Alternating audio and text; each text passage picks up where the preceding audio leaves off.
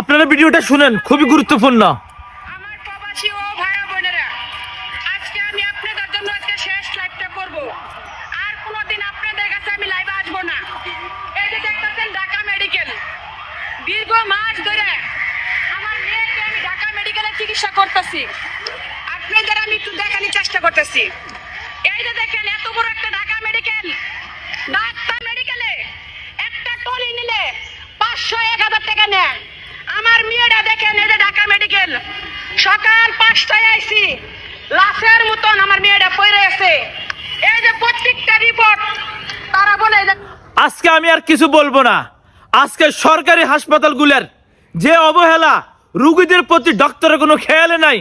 আজকে মূল্যবান মতামত সাধারণ জনগণ আপনারা করতে হবে।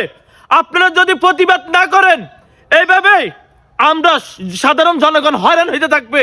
মূল্যবান মতামত কমেন্ট বক্সে জানান, ভিডিওটা শেয়ার করে জনগণদের সবার কাছে পৌঁছিয়ে দেন।